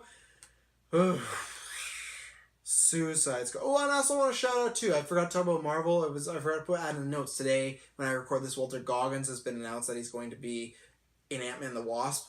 Please be a villain. He is a phenomenal actor. He's, I think, in the top 10 most underrated actors today right now. Great in Justified. I didn't watch much of The Shield, but he was good in that. But he is phenomenal. He is one of these guys that nobody's talking about. He was great in Django, and he was fucking great in The Hateful Eight. Like, he's a guy, the second you see him, you'd recognize him. But Walton Goggins, I hope he's a villain in Ant-Man. I hope he's not just some side kind of comedic character.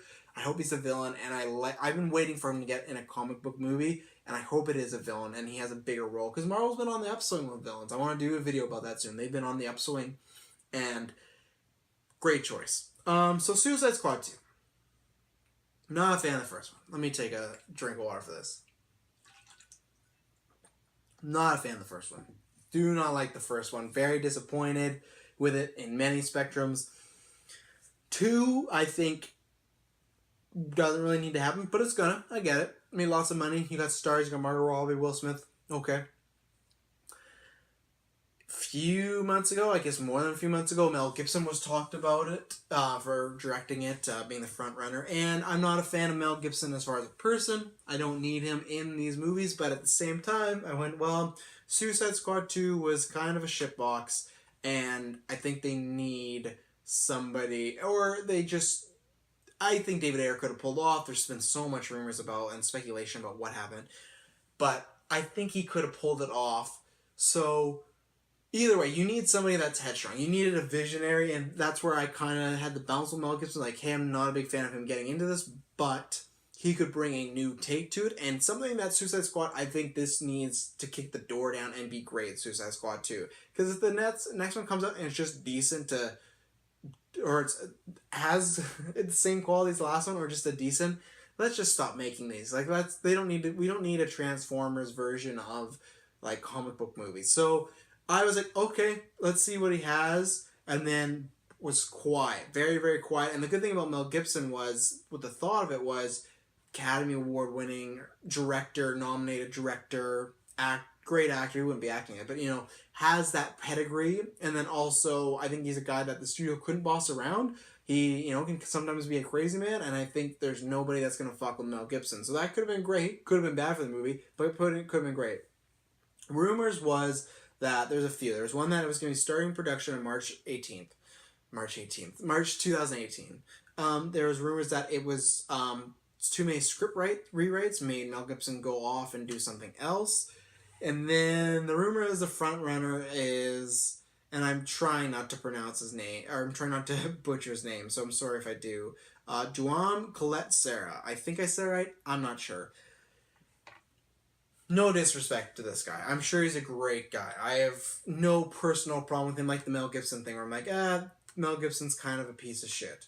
I just want to pull up his IMDb here because I have a pretty good idea of recollection of what he did, but I just want to make sure so I can kind of do a play-by-play. I am not a fan of this choice. The second Suicide Squad 2 already. Hard to get me excited. Mel Gibson, I was intrigued. Like, okay, let's see what DC could do in this realm. If not him, I think you've got to go get somebody that is like a Mel Gibson, where he is very talented and has a lot of history of producing quality films, or someone like a Rupert Wyatt, where he's more newer, more in the uptake. He has a track record of making some good to great movies, something that has been critically and by a lot of people loved universally. And I think Rise of the Planet of the Apes was that. I do think Dawn's better, but like Rise was the first one that came out. Everyone was so surprised, including myself. Like, man, this was great. And you have that kind of resume backing you. Once again, I'm sure he's a great guy. So let's go director and see what he's directed. So House of Wax. I know some people like that movie. Not for me. So that's a miss. The Orphan. I actually kind of like The Orphan. It's a weird fucking movie, but I liked it enough. But then you have Nonstop, and you have Run All Night, and you have The Shallows. Nonstop, I saw and then you have, and Unknown, too. I saw Nonstop and Unknown. Nonstop and Unknown. I literally switched it'd be like, non-known and Unstop. That's what I did there. Wow. Saw those two, very, very boring. They were like just like watching at a friend's place or on Netflix. Very boring, very meh. Very just like, okay, Liam Neeson is huge off Taken, and we're still doing this to him. Well, not to him, he's getting paid well, but it's still just like, okay, we're banking off of the Taken success. I've not seen The Shallows. I've heard from one person tell me that if it wasn't for Blake Lively, this should have been a straight-to-DVD movie. And from critics that I trust, didn't really like it. From people I've saw, weren't really a fan. And when I have people, like my mother who, really, really, really liked it, and I go, okay. And she talks to me and says, I really, really like this movie. I felt like it's you have to be a certain type of mainstream person to really like it. That's my mother, and that's where, doesn't take many movies for her to dislike, and she was the only person I met that liked it. And that's usually a flag. When my mother's the only person that likes the movie, that's when I'm like, yeesh, I love you, Mom, but I think, I don't think it's the greatest movie. And that's fine, because I have movies like that where it's like, I just watched White Chicks for probably the 100th time last night. Probably so many people don't think that's a good movie. I fucking love that movie. Not just for the Terry Crews stuff, for the whole thing around. Suicide Squad 2 is already at a handicap. It needs somebody strong. It needs somebody that is going to kick ass and take names. This, to me, just makes it feel like it's just going to be an alright movie. It's going to get out there. It's capitalizing on the success of the first one. It's just going to be a paycheck for the studio. They're going to get Will Smith back, get Margot Robbie back. And like I said, with Harley Quinn, you're going to make lots of money with that. I don't want that. I don't care. It won't make me care. It'll make Suicide Squad so lower on the tone pole. I'd be more excited. Okay, I won't say that, because if Margot Robbie's back, she's great as Harley Quinn, so I'll be excited to see that. But other than that, I don't give a fuck. And with a director, you need to get someone that's going to make me give a fuck. Even someone that's directing them now, like Ruben Fletcher was rumored at some point. It's like, okay, wouldn't be my first choice, but at least Zombieland, something a lot of people loved. Great. No, he's done nothing that a lot of people love here. So I really hope he doesn't get it, and I hate being that guy and hoping that someone doesn't get a job of some sort, but I really hope he doesn't get it. I hope they announce at Comic-Con that, hey, we got this cool director, this cool guy, this cool woman, but I feel like it's going to be him lots of times when we get these reports that a front runner's here, and plus with Mel Gibson dropping out, it's just that kind of falling on the yellow brick road. All the signs point that we're going to the right. Hopefully we take a turn to the left and there's someone else there. But I think we're making a right turn, and I think Sarah's going to do this. And you know what? Surprise me. That's all I can do after that. It's the same thing of with Joker's tattoos, and we can go into why I don't like it on my Suicide Squad review. But the tattoos at one point, I didn't like them. They happened, and I would just go, okay, I'm just gonna stop complaining about that and just look past it until I see the movie and see how they work. I'll not be a fan of it for the whole time, but you know what? And I'll say that when people ask, "Oh, what do you think? Are you excited for Suicide Squad 2?" I will not be excited till I'm sitting down in the theater. I saw good trailers for the first one. I saw good casting for the first one. I liked the director, and that turned out to be a shit show. So I'm not a fan of this choice. If it happens, you won't hear me rant too much on here. I'm just going, not a good choice, but surprised me. That's a good thing with low expectations, and that's why I'm looking at, like, I'm beyond the side page. There's like a Mummy preview. I think lots of people hate the Mummy. I kind of like the Mummy just because I had such low expectations, and I think that helps. So maybe I'll end up liking Suicide Squad, and that's kind of helping with BVS. But with Suicide Squad 2, if this happens, zero excitement. I barely have. I have, on a scale of 1 to 10, I have a 1. My only one, I'll have a 2. My only 2 was like seeing Will Smith and Margot Robbie. And even then, Will Smith I thought was great as Deadshot, but I'm not sieging at the mouth to be like, I can't wait to see another Will Smith Deadshot movie, So, we'll see. Let me know what you guys think, because not a fan of it. So these last 2 notes I have, both DC, nothing on the Fox realm. There was something about like Magneto maybe has a cult following in Dark Phoenix. I'm actually very worried about Dark Phoenix, and X-Men's my favorite Marvel property. And just, I don't know, I don't think Jean Grey has enough setup for us to care about the Dark Phoenix. I worry that's going to be too much about the other characters. I don't really want, like, this cult thing, maybe it's a good cult that'll help out the X-Men that are on a good side. I don't want Magneto to be the villain. Again, I defended Apocalypse because everyone's like, oh, it's just a Charles and Magneto story. But the reason I defended it was because at the end of Apocalypse, it made it seem that, you know what, now in the OG X-Men movies, the Bryan Singer ones, we did Xavier versus Magneto. Now we started that, but now we're going to do them working together as a team. Because Magneto many times becomes a member of the X-Men again and leads the X-Men. I was like, this is great. This is what I want to see. If he's a villain again, a big down for me. And I love Fassbender. I love Magneto. He's the best part of Apocalypse. But I'm very worried for Dark Phoenix. With Kinberg, with the previous movie, with the way this movie's been set up, with things I'm hearing about it. And I'm like, she's a great actress. I'm not a huge fan of Chastain. I actually like her getting this role because I did not want her as Poison Ivy. So this movie altogether, I'm kind of getting worried about it. And I worry that's going to come on and be a fun in the wind, and then Deadpool and X-Force are just going to take off with New Mutants, and if there's an X-23 movie and X-Men, it's just going to slowly like drop down, and that sucks. So last 2 things from DC. A quick note, what was it? Matt Reeves, who, like I said, I watched Dawn today. Phenomenal. I can't wait to see War of the Planet Apes whenever I can sneak out of here, but phenomenal. I think he's going to do great. Said that they're scrapping the Ben Affleck script and starting from over. Lots of times on the show, I like to, bring up news like this because it's like, no duh. It's like, same thing. There's so many people running with this headline of like, Zack Snyder changed his like Twitter handle or Twitter header and image away from Justice League. Leave the fucking guy alone. There's literally YouTube videos and fucking articles writing about this. Who fucking cares? Like, honestly, and this is the same thing where obviously people are going to care because it's Batman, but at the same time, it's like,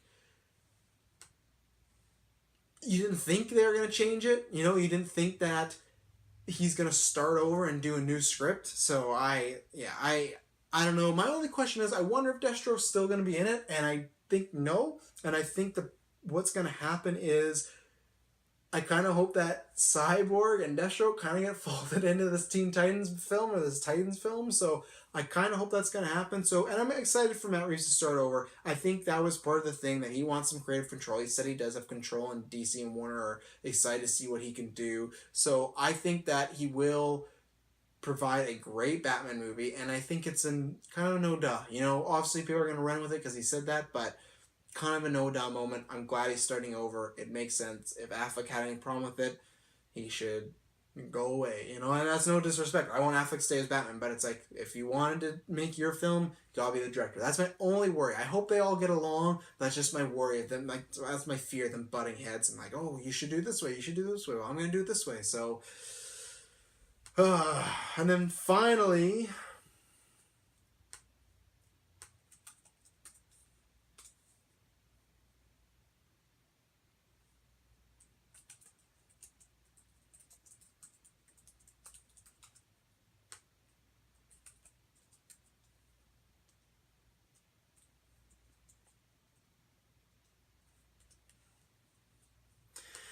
And then finally, Wonder Woman 2. I think I'll probably have an unpopular opinion on this. Is rumored to be, this is the last news, rumored to be another prequel. It's supposed to take place in the Cold War, 80s, late 80s. I'm not a fan of this. I really am not. And I know lots of people talked about it, doing like films all like this, and again, because she can be off on her own and don't have to worry about like, where's Superman and where's this and everything like that. I just, one, for continuity, they talked about her being like disappeared for like hundreds of years.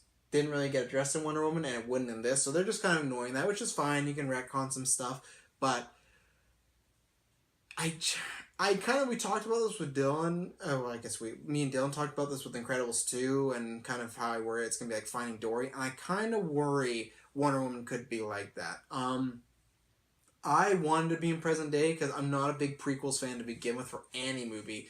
Talking about Planet of the Apes, that's one of the ones I am a fan of, but I'd count on the list of ones that I like that are prequels. I think it's just kind of spinning wheels at times. And the first Wonder Woman I was fine. Same with Captain America. Wonder Woman I loved. Captain America 1, the first Avenger, I was like, oh yeah, I really liked it, but it's not one of my favorites. It's I got what they were going for, but it's the same thing of like, I like moving forward. Most time we know these comic characters aren't going to die, but it's completely taken out of peril because there's we know they're going to survive. We know that's going to happen. So that's one, and that's fine, whatever. So take that in the picture. I just worry we're just going to get the same movie over. We're just going to get, Superman. Wonder Woman comes down in this place. Like, I guess she'll know planet Earth or whatever, Earth a lot better now, or America, than she did when she got there. So it won't be a fish out of the water story. But I just feel like I look like, what can we do with it?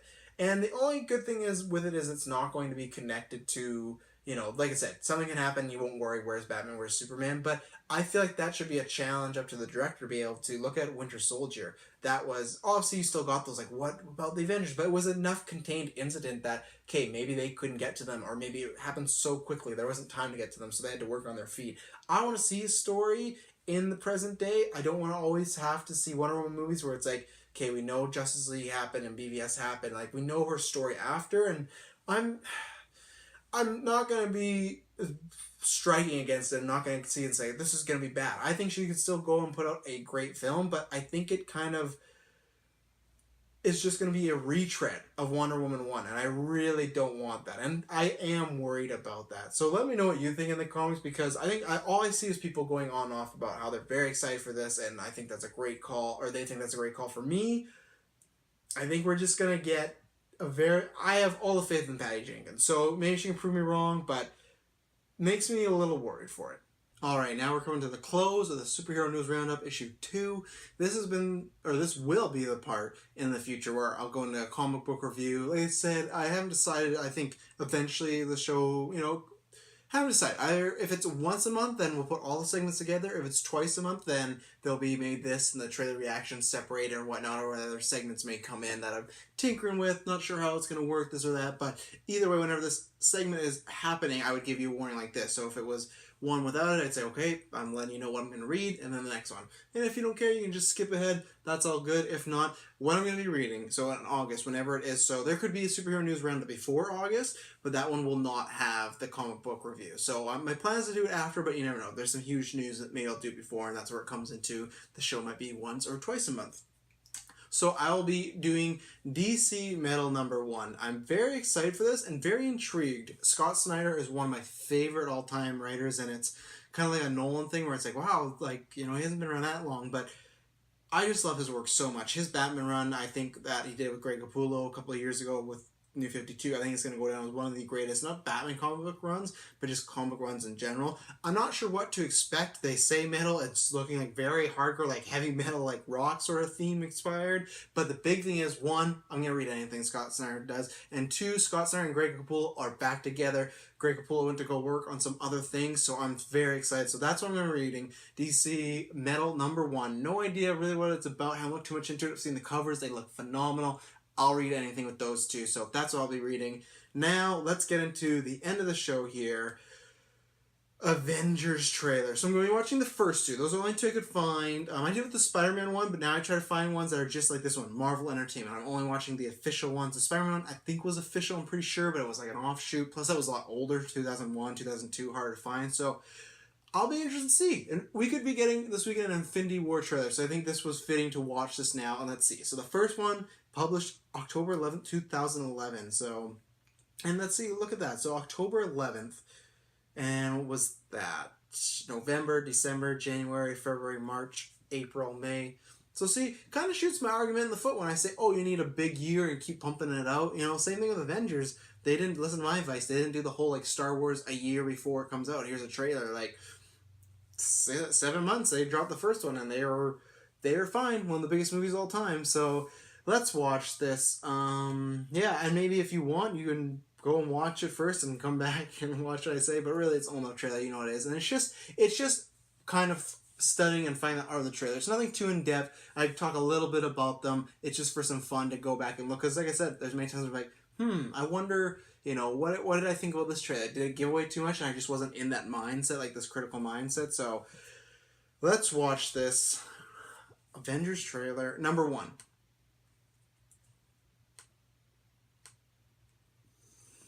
Okay. You were made and to see how to be ruled. memorable they are. In the end, it will be every man for himself. This one I feel like I remember quite a bit. Not because it's recent as well, but just because it was so big and you were just so excited to see them. What do we do? We get ready. Yeah, this even feels dated, like 2012. Bringing together a group of remarkable people. So when we needed them, Just a lot of cool action the shots. battles, but we never could.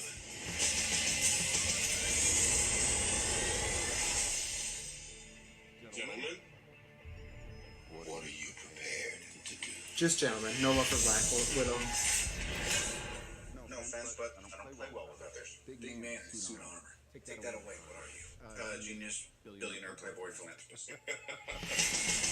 Nice splicing of different clips. Oh, they showed the ending of Iron Man going after like the missile.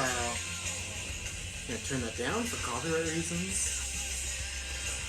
It is fun to watch trailers. Like you just saw him throw Cap and it turned Iron Man. Like Damn sure adventure.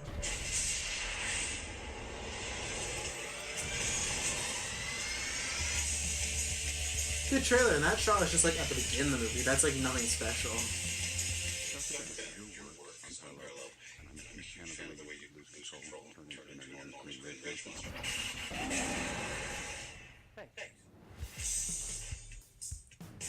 I think that's a really good trailer. The only thing I was thinking about through that is thinking about like mainstream. If you didn't watch all those movies, would it be that good of a trailer? And I think it is. Like it does. Even if this was your first time jumping on, I think it was such a success that way because obviously you would have heard, oh, they're coming together. But I think the trailer's well put together. For some reason, I thought I'd seen it years ago and thought it was not that good. I think the music is like a little generic. Like I said, it was funny earlier talking about Justice League having rock music. It has that. It's really generic. The shots are just Black Widow standing with the explosion and Thor and like it gets the point across, but it's like a little generic. You could see like the same thing in like a B action movie, but because it's the people we like love and care about, it's good. I think the humor is good. I think does not give away really anything, which is good. You know, like it shows some stuff. I think one of these trailers, maybe this one, has that shot of Hulk saving Iron Man. I remember a lot of people didn't like that because they knew, oh, that might be the end of the movie. But they show stuff from the ending, but it's not blatantly from the ending. The same thing as Wonder Woman, you know, like that shot of him going after the missile. You just think it's a missile, you know, but in the movie, it's like it's a fucking nuke, you know, that's gonna take out New York. So, all right, let's watch trailer number 2 for the Avengers. Came out March in 2012. So, let's see. It's on mute. That's awesome. There we go. War has started. And we are hopelessly outgunned. Oh, same shot, that same lady just from the beginning. Director Fury? from Last of Us. It's time. You here with the mission, sir? Trying to get me back in the world? Trying to save it. Remember that? Well, I guess that was a post-credit Doctor, scene. we need you to come in. What if I say no? I'll persuade you. What are you asking me to do? I like this one a lot more. It's called the Avengers Initiative. It's like classic second trailer of like showing the plot, showing the I thought I characters. didn't qualify. Apparently I'm, what is it, volatile, self-obsessed, and don't play well with others. We need a timeout. Really like this trailer. And see, Desperate are you? I'll say that. To call on such lost creatures to defend you. You have made me very desperate. We're Yeah. not a team. We're a time bomb.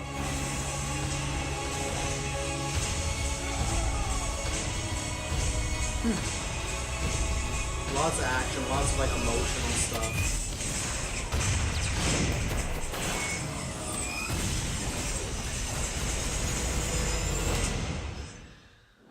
Yeah, there's a shot of Iron Man being saved by the Hulk that everyone will see. Thing you were ever trained for. And the hero shot that made them fucking billions of dollars and still does till today. Cat with that outfit, everyone hates on, but I don't hate it. I get why, but I don't hate it. That's a fucking great trailer. Guys, I'm bringing the party to you.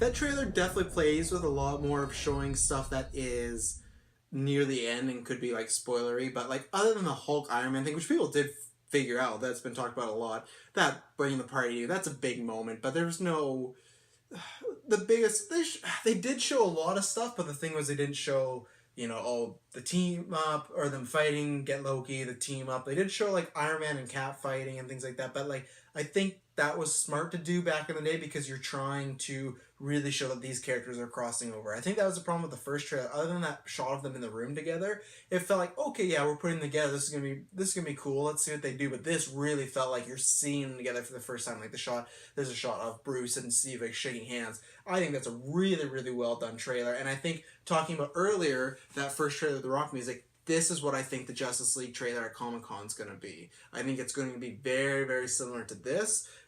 It felt very epic, lots of emotional moments, showing character beats, that boom, boom, boom of, hey, I'm a scientist, hey, I'm a god, hey, what do you want me to do, hey, I don't play well with others. That trailer is fucking great. Now when I'm doing this, now I can have in my head of like, okay, now I remember this trailer is really good or is really bad. So let me know, what did you think about those? I have fun doing these. I like doing them at the end of the show because, you know what, if you don't like them, you can just turn off after the news. But I think they're a fun little look back. They're retrospective because trailers, to me, they are a little art form. And they're fun to go back and look, especially once you've seen the movie now and go years later and see how different trailers were. Like when we did that Spider-Man one, it was just like classic, just like this summer, you know, like someone's coming, you know, that sort of deal. So second episode is in the books. I'm very excited for this weekend coming up. We have a huge schedule, and I haven't said on Geekverse yet, but I want to thank everyone that's listened. Last month was our biggest month ever. What was our previous biggest month was August of last year. Suicide Squad is still our biggest episode, but yeah, it took us less than a year to break that, and that's, you know, we do work hard, but that's definitely you guys, whether you're like just continuing listening or you're spreading the word. We really appreciate that because, you know, we're a small little team here. So if you like what we do here, it's all free. You can like and subscribe. That helps us a lot on iTunes. Leave us a review. That's a big thing that helps us jump up the charts. If you want to support us, we give you some good stuff in return. Go to Patreon, even for like the dollar level pocket change you're getting. We got our 2 Comic-Con specials up there early right now. We're doing a superhero draft. We're drafting actors, and we're seeing in the whole year who could possibly get cast. And then we also did our part 2 of ranking every comic movie, excluding a few, and top 25 comic book performances. And what we do is we look at the performances that happened since last year and see if anyone have made it or any movies, yada, yada, yada. So it's fun. You should go back and listen to those first ones. They're really, really good. Liam got to join us for those. So yeah, on Patreon you can get that and a bunch of other stuff early. Netflix and Fails, Spider-Man Retrospective. Yeah, and then Comic-Con this weekend. Very exciting. Thursday, we also have our Dunkirk review. I'm very excited to see that, and luckily I can see that and not have to worry about a baby popping up just randomly in the middle of the movie, so I know it's nice, safe at home. And then Thursday at some point, I'm not sure if it's going to happen before or after Dunkirk, we'll be talking about the Fox panel, and we're going to talk about stuff that's non-comic book too, like last year Kong Skull Island and Blair Witch trailers, like, we'll be talking about those too. But Thursday, Fox panel, Friday, Marvel Netflix panel, Saturday, Warner Brothers DC, and then Sunday, I think Friday and Sunday are, I think, our 2 specials coming out. So, and again, if you really want to know 100, I would say just subscribe and you're going to get them as soon as possible. But if you want to know 100%, hey, when is this dropping? If you're bored, you're going to play some video games and want to time it around then, because it's happened before. People said, hey, when's it coming up? Follow us on Facebook or Twitter. We'll keep you updated on times and our panels and everything like that in the podcast. So thank you very much for doing this. I love having a fun little solo cast because I can rant and rave about just like random stuff about comic books and in-depth stuff to not bore anybody, or if you're watching the show you know what you're getting into, or maybe I'm educating you. You know, I try my best. So thank you very much for tuning in. Please stick with us this whole weekend. We're gonna have a fun time Comic-Con. I'm being joined by all like Geek First members throughout variety. It's gonna be a lot of fun. If you liked our E3 weekend, it's gonna be very much like that. Thank you very much for tuning in. I promise you the next time I talk to you, it'll not be boring.